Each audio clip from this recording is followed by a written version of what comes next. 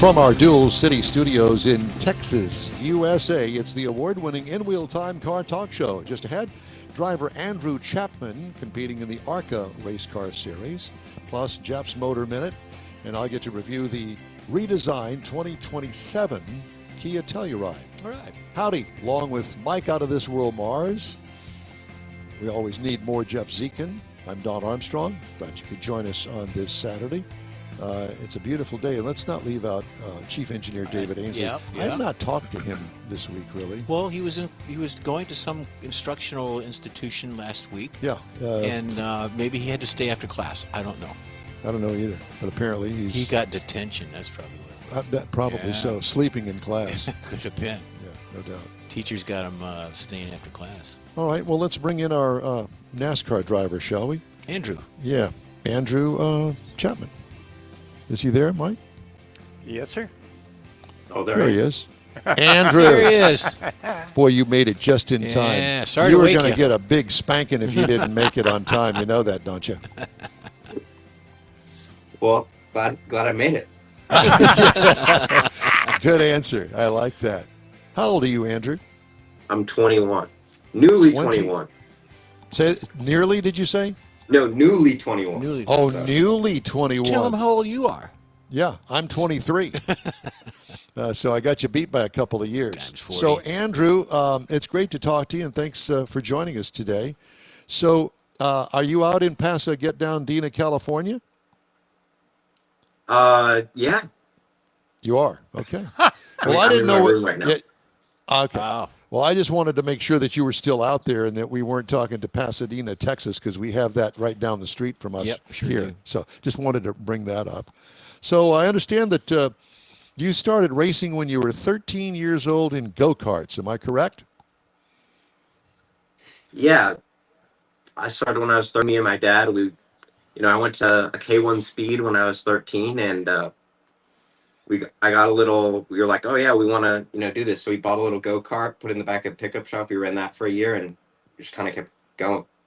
Yeah. Well, and were these like shifter carts? Were they just regular standard go-karts? Or I can't imagine if your dad's into karting that he would have just a regular standard putt-putt golf cart. It was basically a lawnmower engine. It was made by the Briggs and Stratton. It was an LO206. That was the first go-kart That's how we all I ever started. had. So it was really a starter cart. When you started, you started. Yeah, it was like bare bones. I think it was like 5 years old. That's what I first started on. Well, there's nothing wrong with that. Mike learned how to drive on one of those. Yeah, he's still got one in his backyard. He takes it down to the 7-Eleven every once in a while. So I understand that you are an engineering student. Let's get down to the basics here. You graduated from high school, and I assume that you are in college or have graduated from college? University of California. I'm in college right now. I'm a junior right now, studying electrical engineering. Electrical engineering. So what made you go into that direction? I really think that's the way cars are going. I see where it is with, all the electronics in cars and ECUs and programming. And I'm like, that's kind of the way I thought the automotive industry was going. Well, from what I understand, that's good for you. Yeah. From what I understand, that the electrical architecture in cars is they've been trying to get it changed since the onset of the 100 computers that are now on board. And the first thing is these 12-volt systems, and they want to get to a 24-volt system. And it's also going to cut down a lot of weight on the car because of the wiring that's currently in there. And so it's all going to go fiber. Am I missing something there? Yeah, I have read about that. I think you're correct. I'm not sure, though. I would have to read more on it. Well, it's just be the evolution of the automobile, and we've got youngsters like you, Andrew, that are going to take that evolution to the next level. So, kudos to you for finding that niche there and working it out with your race car career. Yeah, and that goes with let's see, nature studies.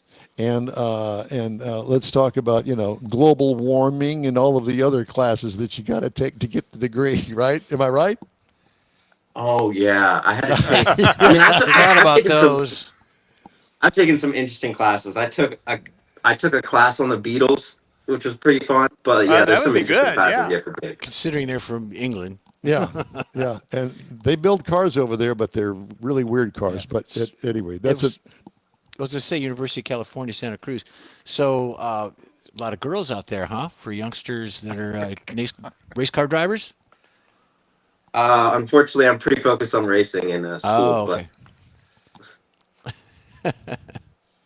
But there's always room. That He's means not there's gonna always say. a Yeah, possibility. He's not gonna no, say. he's not going to say. He's not going to tip his hand. So you're it back. driving, I understand, in the ARCA series. Let's talk about that, shall we? yeah, So the ARCA series. how did you get the ride, first of all? I met Tim Huddleston. That's the team owner I raced for. I met him when I was, I think, 17. And then I raced at his racetrack at Irwindale Speedway. Rest in peace, it closed. But I raced at his racetrack in the spec late model division with just like me and a couple people. We were just working on the car, and I won a couple races. And then I think it was last year I was at school, and he calls me, and I was in, I forgot what class it was. I think it was my differential equations class that I was in. And he's Differential like, "You want to equations. run my ARCA car?" And I was like, "Yeah, when?" He's like, "This weekend. Do you have an ARCA license?" I was like, "Yeah." I did not have an ARCA license. I like bought ARCA. I'm like, "How do I get a license?" They're like, "You got to go to the doctor. You know, we got to do all this stuff." And I like got it somehow in that 5-day period, and then I was on the track that weekend. So that's Wow. kind of how I ended up in the And series. so that first race was where? Bakersfield. It was Kevin Harvick's current raceway. Okay, and how long was the track? It was half mile. Half mile okay, track. yeah. So and it's a banked oval. Yeah, it was. I think it's 14 degrees of banking. Okay. I'm not sure, That's but pretty it was good. pretty That's bad. pretty good. Yeah. Yeah. And let's talk about the car that you're driving in. I would assume that in ARCA there are different levels of cars for different tracks and ability to drive them and that sort of thing. Am I correct or no? They're all pretty similar. They're all around 700 horsepower. They all weigh about 3,300 pounds. All, steel tube chassis. So they're all pretty similar, but, there's some differences in who made the car, who made the chassis, who built your engine, but they're all kind of roughly in that area of 750 horsepower. So how did you 300 do in pounds. your first race? Where did you place? I think we finished sixth or fifth. Sixth. Not bad. Yeah, fifth or sixth. Top I'm 10? not sure. There you Yeah. So a top 10 finish, what, 20 cars, 30 cars? 27, I believe. 27 good. cars. Well, way to go. Yeah. Dude, you're bad to the bone kind There of you go. guy. So and are you still in that series? You still racing? Yeah, I just raced a couple weeks ago at Shasta. We finished fourth.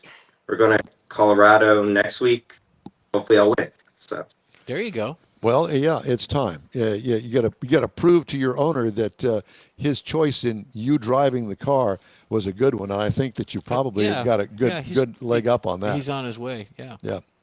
Well, so what are your goals? Are you going to stay in ARCA another year while you get your college degree, or what are your plans? I mean, I'm always looking for opportunities. So Good answer. so if anyone wants me to drive the race car, call me. But I'm always looking for opportunities. I'll drive anything with four wheels. Put me in it. May not do the Long- best, but believe me, You'll try hard. Lost. Oh no. We lost him. Yeah, take coming. Well, All he's got his head on straight, that's for sure. Yeah, he does. He's got a plan what he wants to do. 21 years old. Come on now. What was your plan at 21? To make it to 22. Make it to Saturday night? You don't want to know Make it what to my 22. plan was. My plan was yeah. whatever was happening that night. That Yeah. was the plan. Yeah. Let's see. We've lost his volume and everything. Yeah. And to have an owner call you and say, "Hey, come join my team." That'd be cool. That's cool too. Yeah. But Well, it also- is, and that goes through his effort and stuff. And I was hoping that we'd get to talk to him a little bit longer. You asked him long range plans, but I was on. Is he going to go into that automotive space for that with that electrical engineering degree, or is he just going to use that to pay don't for know. his racing efforts? Well, I don't know, obviously, but Yeah. a degree is something in addition to a electrical degree, or the electrical degree that he's trying to go for is going to be, for him anyway, Right. automotive related. And but I mean, he's 21. And what happens if you don't make it as a race car driver? What happens if you don't pick up a ride next year and you're off a year or two? You've got to fall back on that electrical degree. Well, there's also that, and also behind the scenes in racing as well.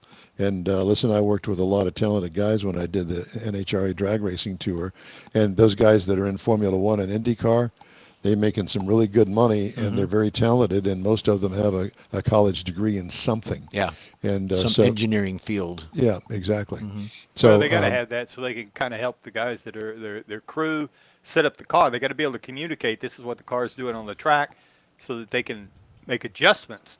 Yeah, and as his bio reads here, his long-term goal is reaching the NASCAR Cup Series. Right. As with anybody, I think that at his level, and obviously he's got a connection with the ARCA Series, and Well, he does now. Yeah, absolutely. Yeah. And the Cup Series owners pull from ARCA, the Truck Series. They pull from Well, every karts. They grow from the kart series. There is that as well. So I think that there's a lot of potential there for that boy. But it's His not- name is Andrew Chapman. But it's And not that was just one a of the reasons that I thought his story. We've talked to some of those young guys. One in particular that was already going overseas, still a teenager going overseas, doing really well. Family owned the track, so I mean there was a lot of support there in that regard. Here's his networking to kids. begin with. Yeah. Yeah, he's working out of the back of his dad's pickup truck between tracks when he's in the go-kart series. So I just thought it was really interesting to see somebody coming up that way. Yeah, but you brought up the point, Mike, that there's, he could get into something in the automotive, a niche for that electrical. But in any of the racing series we talk about, you got NHRA, you got NASCAR, you got Indy, like you stated, there are specialties. You've got a department or a team of people just for the shocks. And then you got a team of people in an NHRA just for the heads, or suspension and computers. So each one has its own little department, little niche that he could get into or know Absolutely. more. Yeah. And then you go look at the sanctioning bodies like NHRA. They've got their tracks, IHRA, Formula One, whoever, NASCAR. I mean, they've got a lot of stuff going on there at their tracks. It takes a lot of somebody with an engineering degree to kind of set it up and keep it functioning. Right. Exactly. Yeah, well, and So there's all kinds of aspects. within those entities, there's always the guy that has got to pass your car with an inspection, and he's the Yeah. inspector. The safety And- guys. Yeah. Well, not just safety, but the whole overall car. Is it got the right fuel injection system on it? Is he trying to cheat with something? Yeah. Is there any there's extra all of that. fuel in the roll bar piping or anything? Dang, you found me out. That's it. Roll bar piping fuel supply. Well, there was. Who was it that did that, Mike? You would know, It was a drag racer, and I'm trying to remember who it was. No, I thought it was a NASCAR guy where he had the fuel line from the tank to the carburetor was like an extra 19 feet roped through the car so that when they put gas in it, they filled up the tube and the tank so that it kind of like never ran out of gas because it was like carried 20 an extra gallons in the gallon or tube. two. Exactly. Yeah. But I think So it was a drag race that actually had it inside the roll cage. Oh, okay. That's piped really it in there. safe. Yeah. That's real safe there. Yeah. Quarter mile at a time. Interesting God. stuff. Yeah. Well, best of luck to the young man. Yeah. I'm sorry that we lost him. Yeah, maybe- I got a text back from him that his Wi-Fi suddenly stopped altogether. Well, there you go. So- California. California, what can you say? There's that. All right. Just ahead, Jeff's Motor Minute, and I get to review the new redesigned Kia Telluride when the InWheelTime Car Talk Show continues right after this. That's it for this podcast episode of the InWheelTime Car Show. I'm Don Armstrong, inviting you to join us for our live show every Saturday morning, 8 to 11 a.m. Central on Facebook, YouTube, Twitch, and our InWheelTime.com website. Podcasts are available on Apple Podcasts, Spotify, Stitcher, iHeart Podcast, Podcast Addict, TuneIn, Pandora, and Amazon Music. Keep listening, and we'll see you soon.